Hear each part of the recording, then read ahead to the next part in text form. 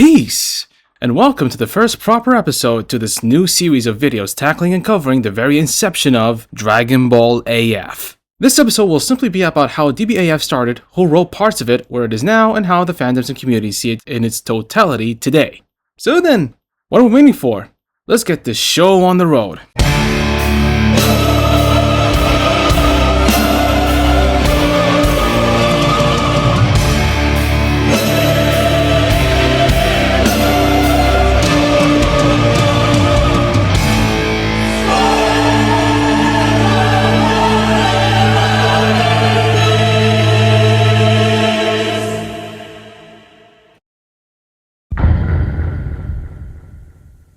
19th of November 1997. Dragon Ball GT aired its final episode in Japan, and in the West, it was on the 29th of January 2005. Though not canon, as in not part of the main timeline, though that word has nearly lost all meaning nowadays, GT remained the last thing people had in terms of Dragon Ball content they could muster. Not the greatest gift to hand down to fans and force them to digest for the coming 10 years. 18 for Japan. Though Japan enjoyed it, unlike the West, the Latin American community, however, seemed to have taken a liking to this other verse timeline a bit too much to say the least. It's basically from that point, adding the catalyst that was the long gap between it and Dragon Ball Super, that sparked the rumors and fan fictions, inducing Dragon Ball AF. You could say GT was simply the base of it all. Let's put some rumors under a microscope real quick. Apparently, since I myself wasn't there to experience it all, the rumors got so out of control that Funimation, who were at the time the main producers behind their dubs, had to step in and calm the ever-growing storm of fandom hysteria. No, Dragon Ball AF and Dragon Ball VR just rumors. Funimation wants fans to know from the official source that Dragon Ball GT is the last series and neither AF nor V exist.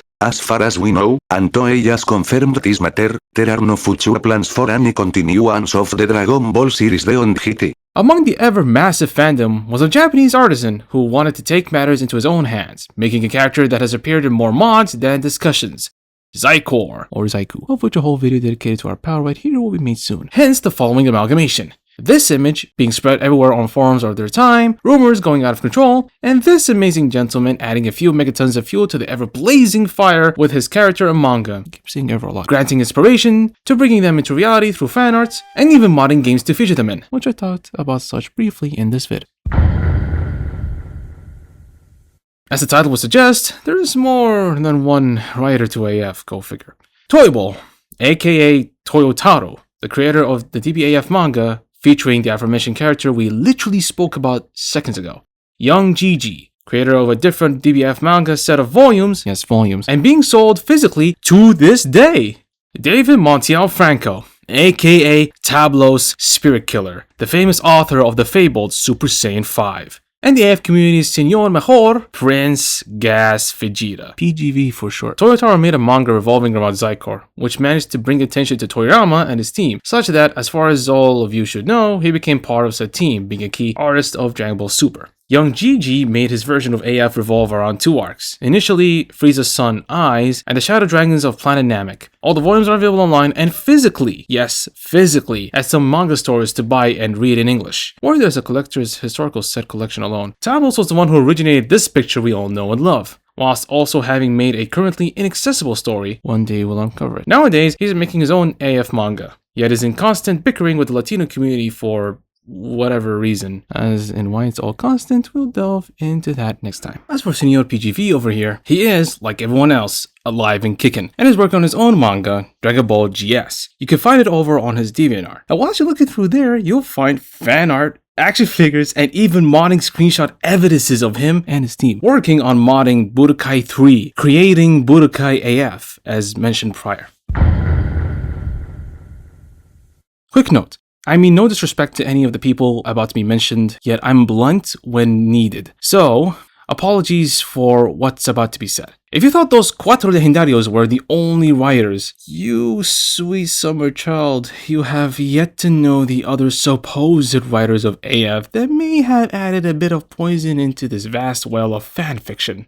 Among the ocean of fanficking misinformers are three infamous ones: Majin Gokable, DB News, and Blood Sangre AF.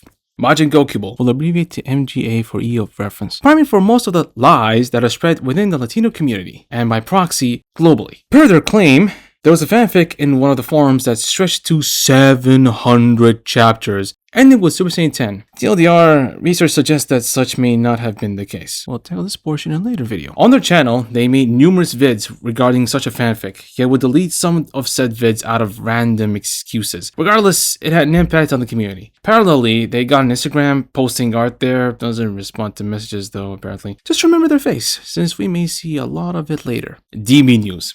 Now, before you point out the obvious, allow me to explain. Originally, I didn't know much of AF, so out of my own sweet summer childness, I believed, well, he was Spanish, plus he's speaking AF lore, so therefore he must know the truth about AF. Which now that I am aware, thanks to the researchers, he was, quote, making stuff up, end quote. He seems to be a follower of MGA, so much so that speculation has it he must have believed their stories. What's worse, DB News regurgitates their info but mixes in their own ideas that are unfounded in origin. Example, MGA mentions that part of the fanfic he claims about that includes the mystic transformations. These pieces of trash that I hated with a passion since they downplay my boy Poder Prohibido. DB News takes it and does some twists, pulling something out of said twist that you might know as Bestia Takama, aka Beast Takama. Evidences of example and description, of course.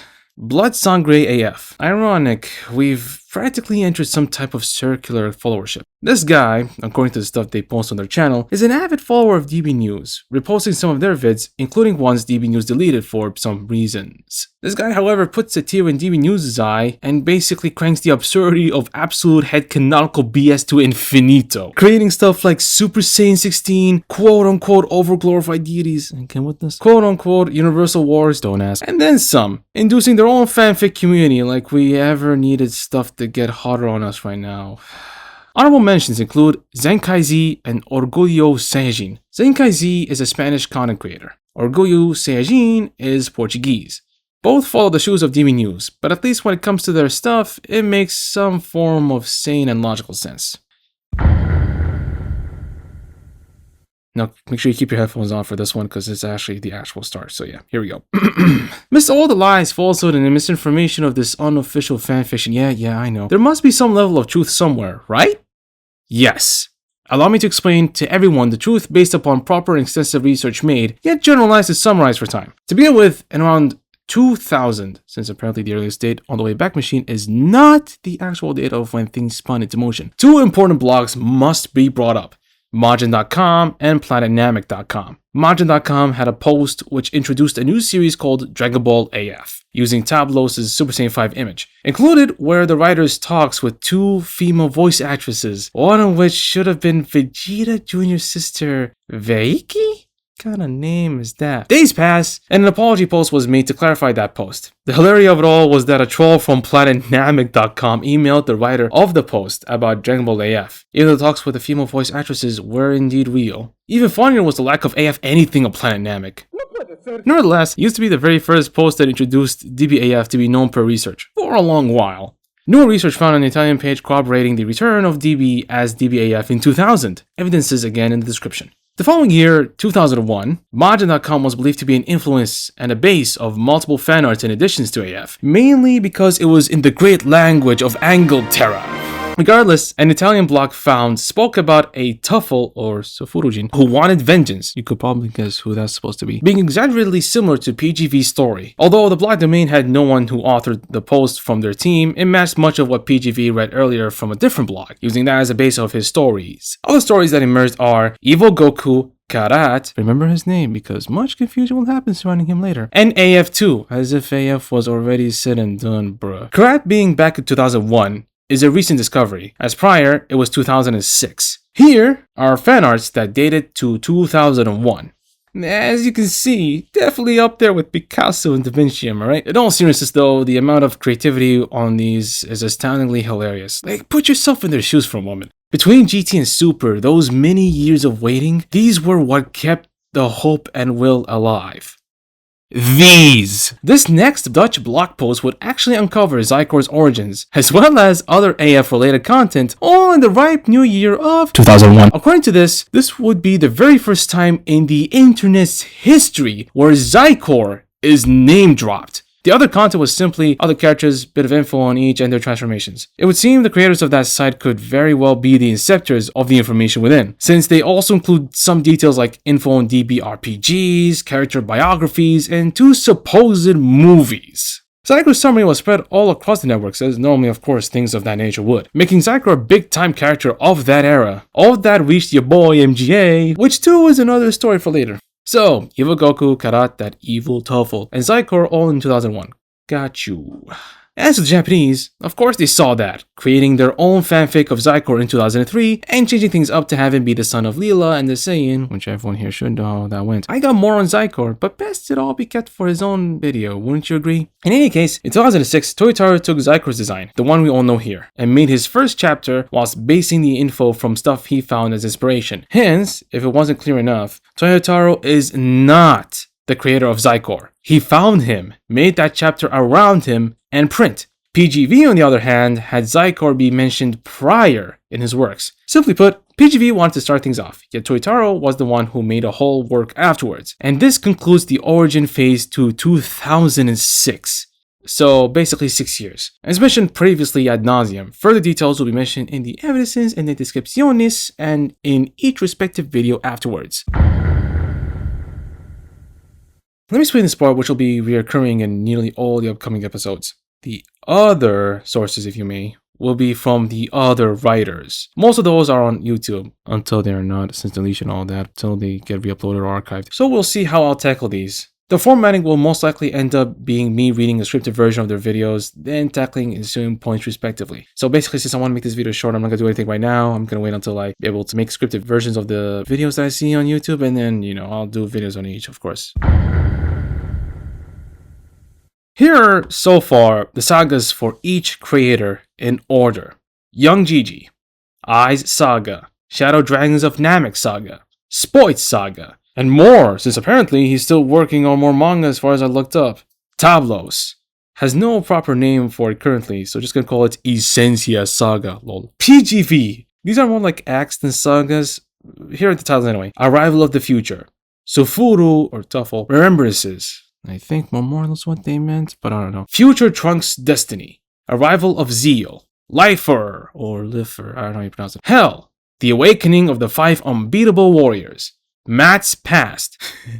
Sounds like Matt Pat, crazy. The Arrival of the Fright, and Evil Goku.